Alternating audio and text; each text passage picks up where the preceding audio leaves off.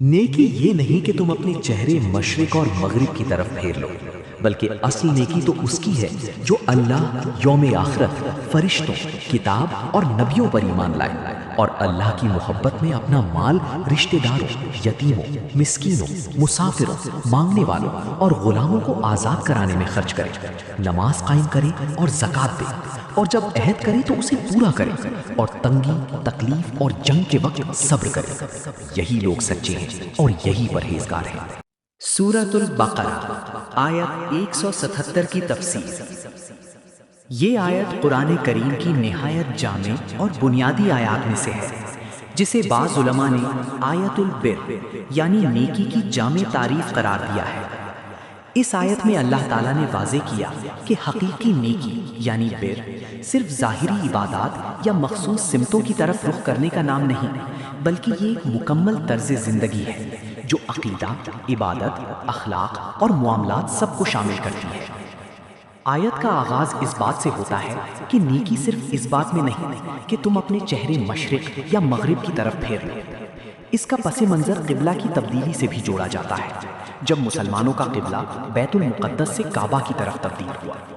اس موقع پر کچھ لوگوں نے اس تبدیلی کو بہت بڑا مسئلہ بنا دیا، تو اللہ تعالیٰ نے واضح فرما دیا کہ اصل اہمیت سمت کی نہیں بلکہ دل کی کیفیت اور اعمال کی حقیقت کی ہے، یعنی دین صرف ظاہری رسموں کا نام نہیں بلکہ باطنی اخلاص اور صحیح عمل کا مجموعہ ہے۔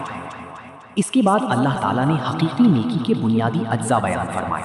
سب سے پہلے ایمان کا ذکر کیا گیا، اللہ پر، یوم آخرت پر، فرشتوں پر، کتابوں پر اور انبیاء پر ایمان۔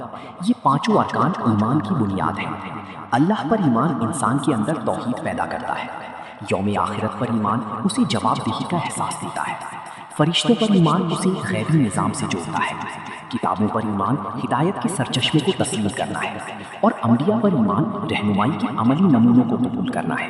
اس کے بعد اللہ تعالیٰ نے مالی عبادات اور سماجی ذمہ داریوں کا ذکر کیا۔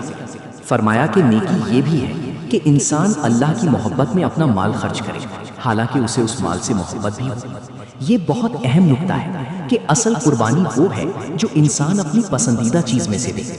اس خرچ کے مستحقین بھی تفصیل سے بیان کیے گئے، رشتہ دار، یتیم، مسکین، مسافر، سوال کرنے والے اور غلاموں کو آزاد کرانا۔ اس سے معلوم ہوتا ہے کہ اسلام ایک ایسا معاشرہ چاہتا ہے جہاں معاشی انصاف ہو، کمزوروں کا خیال رکھا جائے اور انسانیت کی خدمت کو عبادت سمجھا جائے۔ رشتہ داروں پر خرچ کرنے کا ذکر سب سے پہلے ہے، جس سے خاندانی نظام کی اہمیت ظاہر ہوتی ہے۔ یتیموں کا خیال رکھنا اس لیے ضروری ہے کہ وہ معاشرے کا سب سے کمزور طبقہ ہوتے ہیں۔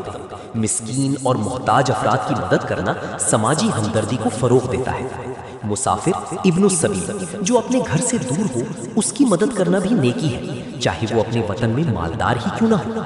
سوال کرنے والوں کو دینا بھی اہم ہے تاکہ ان کی ضرورت پوری ہو اور وہ مایوسی کا شکار نہ ہو۔ غلاموں کی آزادی کا ذکر اس بات کی طرف اشارہ ہے کہ اسلام انسانی آزادی اور عزت کو بہت اہمیت دیتا ہے۔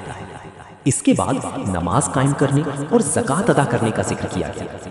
نماز انسان کا اللہ کے ساتھ براہ راست تعلق مضبوط کرتی ہے اور اس کی روحانی تربیت کا ذریعہ بنتی ہے۔ زکوٰۃ مال کو پاک کرتی ہے اور معاشرے میں دولت کی منصفانہ تقسیم کا ذریعہ بنتی ہے۔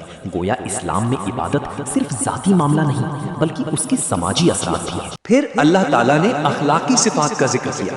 جب وعدہ کریں تو اسے پورا کریں۔ وعدہ پورا کرنا ایمان کی علامت ہے اور معاشرتی اعتماد کی بنیاد ہے۔ جو شخص وعدہ خلافی کرتا ہے وہ نہ صرف اپنی ساکھ کھوتا ہے بلکہ پورے معاشرے میں بے اعتمادی پیدا کرتا ہے۔ اس کے بعد صبر کا ذکر 3 حالتوں میں کیا گیا: تنگی یعنی فقر و فاقہ، تکلیف یعنی بیماری یا مصیبت، اور جنگ کے وقت۔ یہ تینوں حالات انسان کے ایمان کی اصل آزمائش ہوتے ہیں۔ صبر کا مطلب صرف برداشت کرنا نہیں بلکہ ثابت قدم رہنا اور اللہ پر بھروسہ رکھنا ہے۔ جو لوگ ان حالات میں صبر کرتے ہیں وہی حقیقت میں مضبوط ایمان والے ہوتے ہیں۔ آخر میں اللہ تعالیٰ فرماتا ہے کہ یہی لوگ سچے ہیں اور یہی پرہیزگار ہیں، یعنی جو لوگ ان تمام صفات کو اپنے اندر پیدا کر لیتے ہیں وہی اپنے دعوی ایمان میں سچے ہیں اور حقیقی متقی ہیں۔ اس سے یہ بھی معلوم ہوتا ہے کہ تقویٰ صرف ایک جذبہ نہیں بلکہ عملی زندگی میں ظاہر ہونے والی صفات کا مجموعہ ہے۔ اس آیت سے ہمیں یہ سبق ملتا ہے کہ دین اسلام ایک مکمل ضابطۂ حیات ہے یہ صرف عبادات یا چند ظاہری اعمال تک محدود نہیں، بلکہ اس میں عقیدہ، اخلاق، عبادات اور سماجی ذمہ داریاں سب شامل ہیں۔